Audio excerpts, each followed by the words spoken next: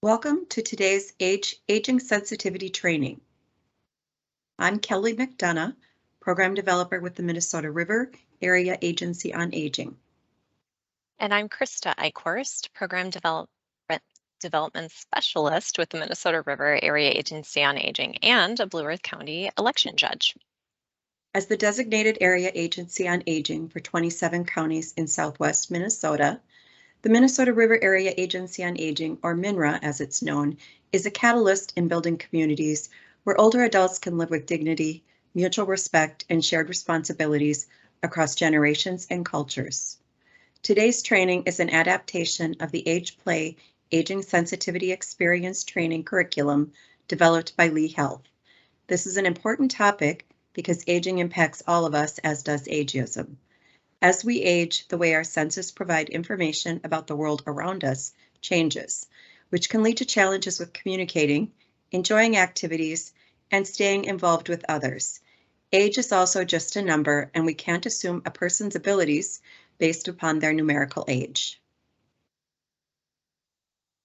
So today's training objectives are to understand the process of aging as not only chronological, but also biological and psychological, to understand the diversity of the aging experience as it relates to our hearing and vision, and to improve our skill set to create an elder-friendly voting experience. In order to understand the needs of aging adults, we need to understand the diversity of the aging experience, as well as how our senses change as we age and the impacts these changes have on our lives. When I was a first-time election judge, I was paired with an experienced roster judge to learn the ropes. Unfortunately, he had also developed some hearing loss, which was made worse by the noise in the gymnasium where our polling place was located and how close together the roster lines were to each other. As a result, he really struggled to hear the voters in our line, which grew really long during the morning rush. The head judge stepped in and quickly made me the roster judge and moved him to the ballot judge table. While the ballot judge role was less stressful for this judge, his experience at the roster table led him to conclude by the end of the night that he was too old to serve as an election judge going forward. Our goal today is to put you in the eyes and the ears of what some aging Minnesotans experience so you can better understand their challenges and how to best meet those challenges to enhance the voter experience. So let's take a look at a couple of slides with data from the January 8th, 2022 State Demographers Report. As you can see here, Minnesota is in an aging boom. The number of older residents is expected to continue growing through the mid-2040s.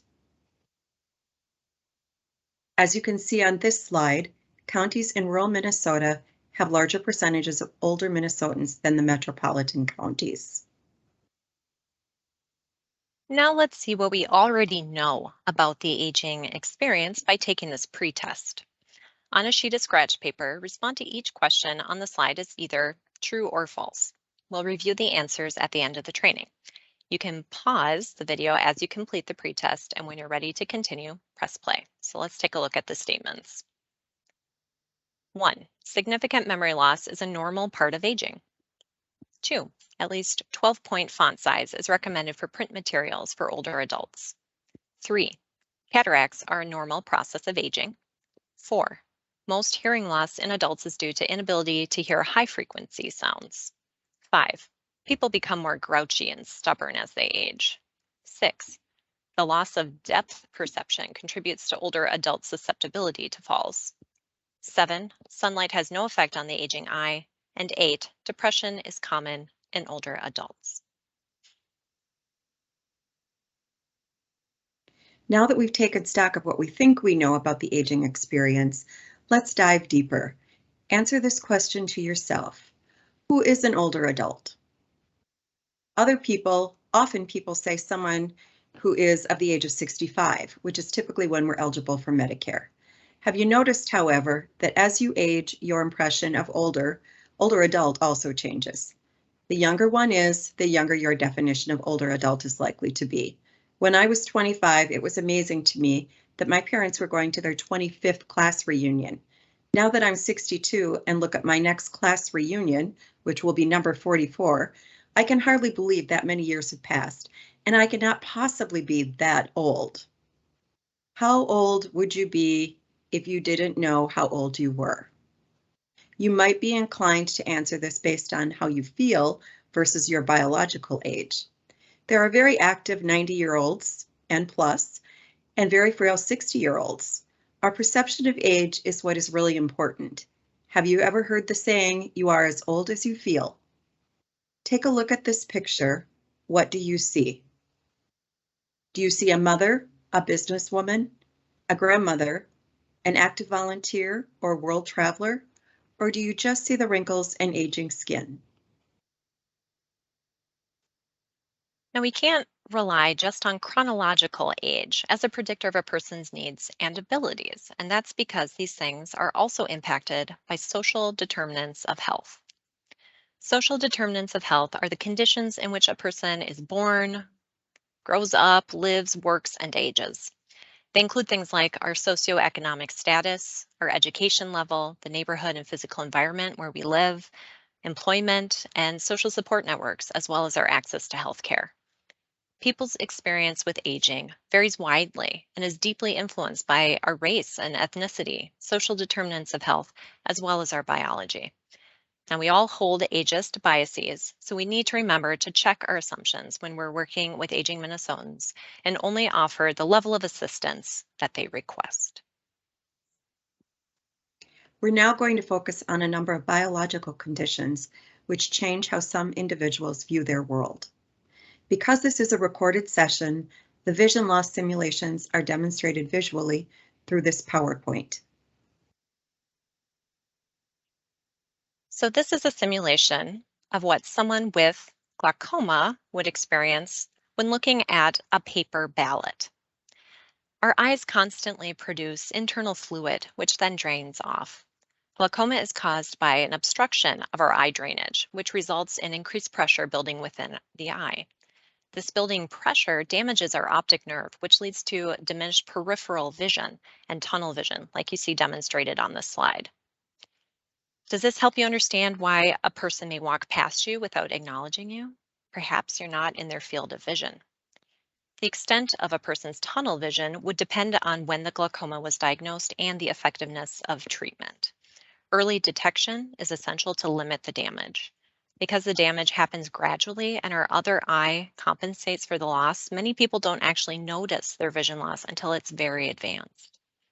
Eventually, these individuals may be considered legally blind, yet they can fool you and observe something that you may have overlooked, like a brown animal cracker on a brown rug, but that would only occur if that article is within their central field of vision. This is a simulation of what someone with macular degeneration would experience when looking at the voter's oath. Macular degeneration is due to hardening and obstruction of the retinal arteries. This is the opposite of glaucoma. Individuals with macular degeneration have peripheral vision but lack the central vision. This may occur in one or both eyes. These individuals may also become legally blind. Magnifying glasses are sometimes helpful to them. Laser surgery techniques also may be helpful. Now, this is a simulation of what someone with hemianopsia experiences. Hemianopsia may be caused by a stroke. You lack vision on one side, so you're blind in part of both eyes.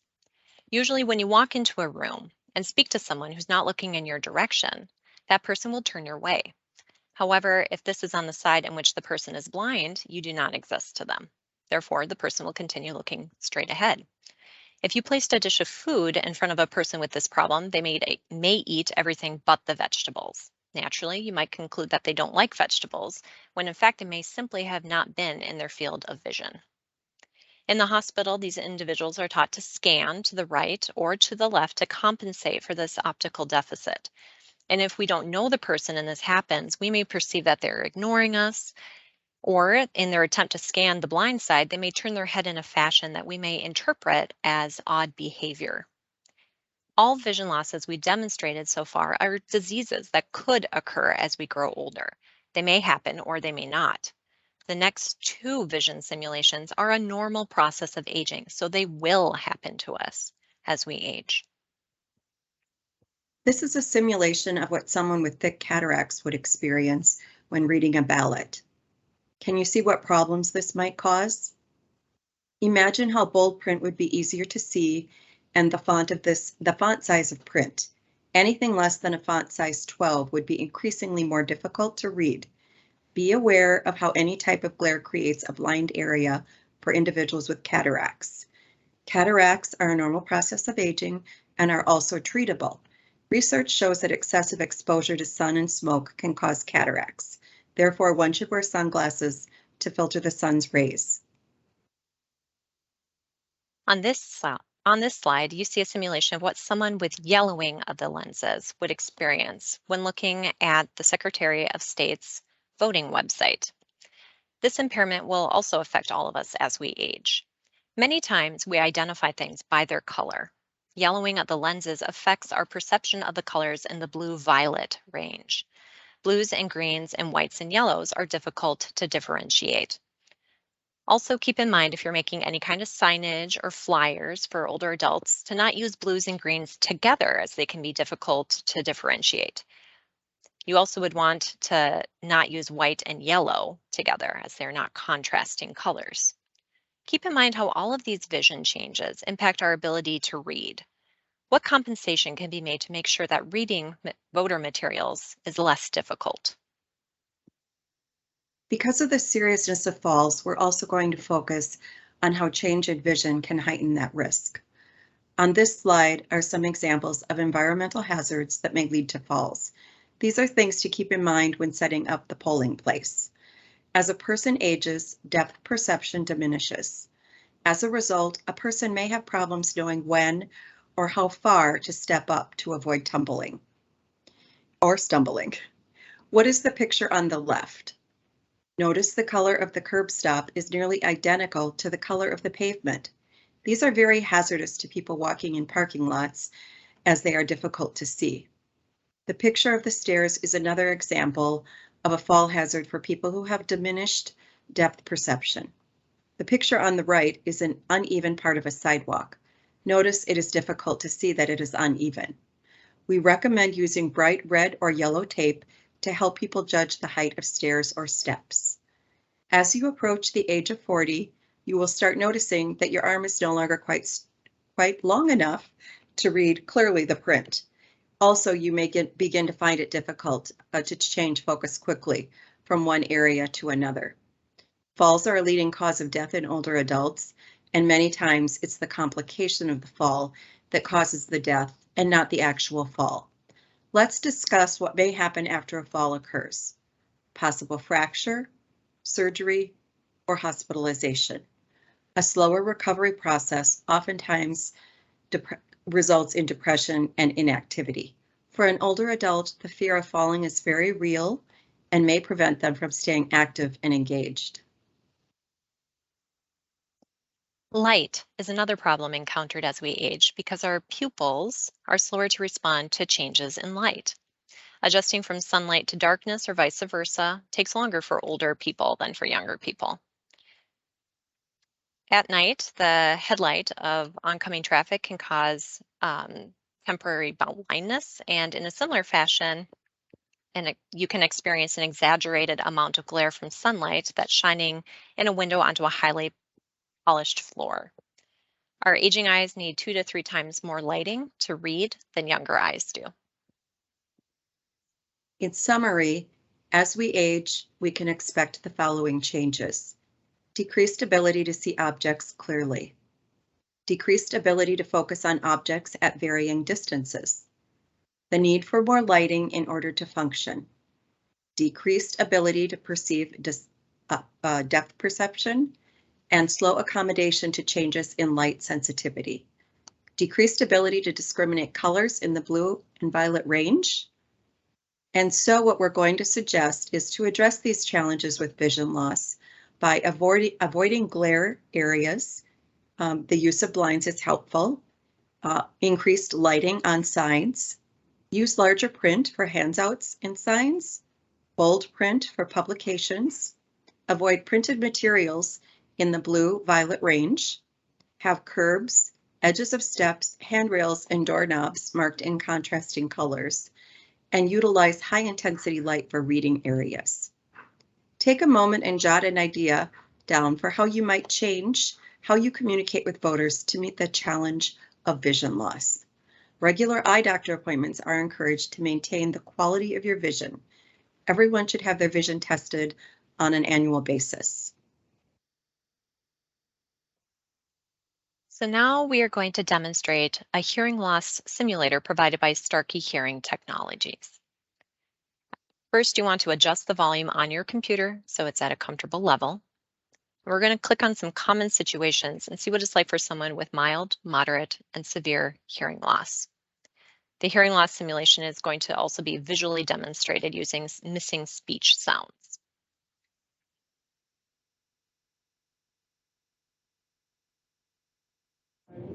So guess who I ran into from high school the other day? Who? Janice Thompson. No. Yeah. Excuse me, ladies. Hi. How's everything going? Good, thank you. Your tuna milk good? Oh, so good. Oh, here, I'll take this one out of the way. Thank you. Refill on the iced tea? Yeah, Okay, sure. Just great. one. I'll be Thanks. right back. Lemon, thank you.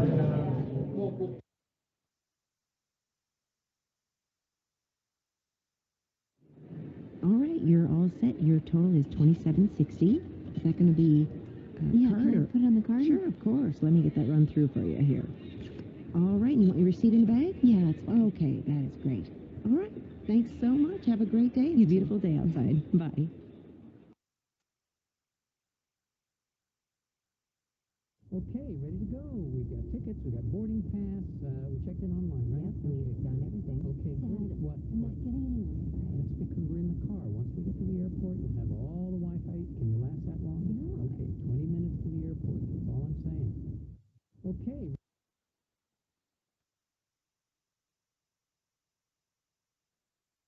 So take a moment to reflect on the following questions.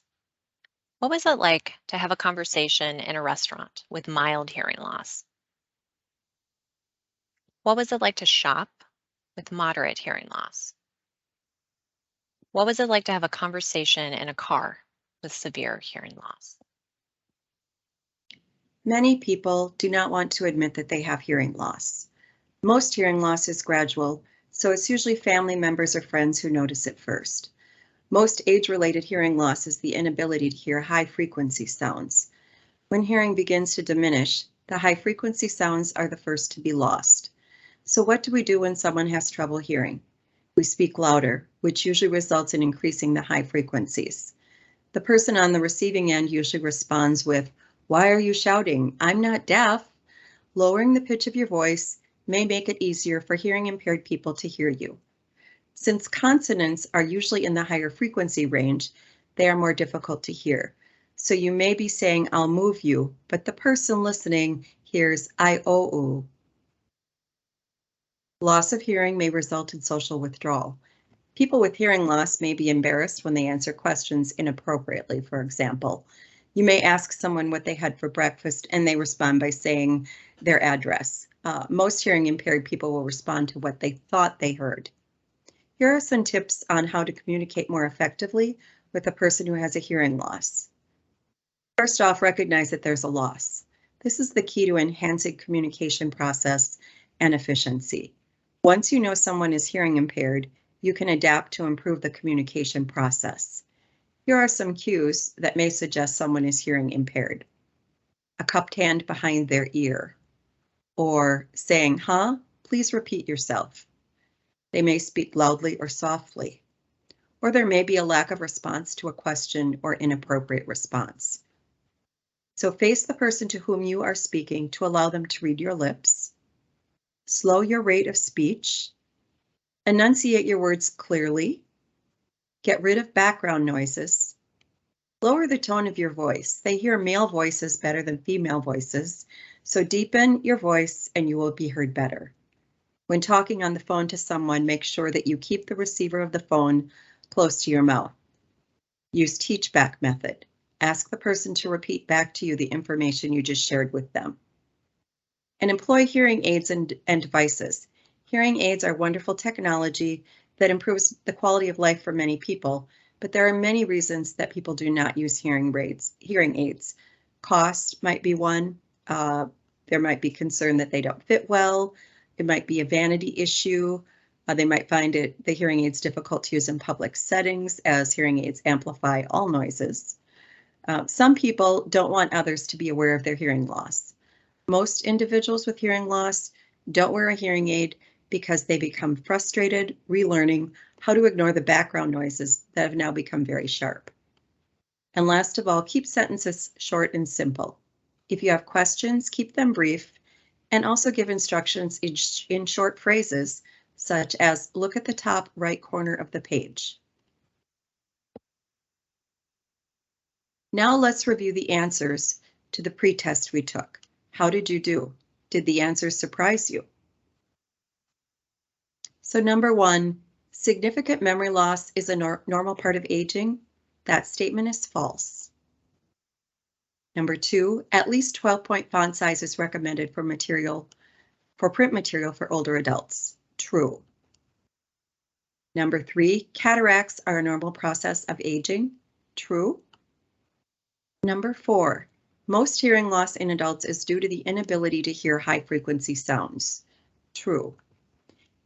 Number 5, people become more grouchy and stubborn as they age. That is false. Number 6, loss of depth perception contributes to older adults' susceptibility to falls, and that is true.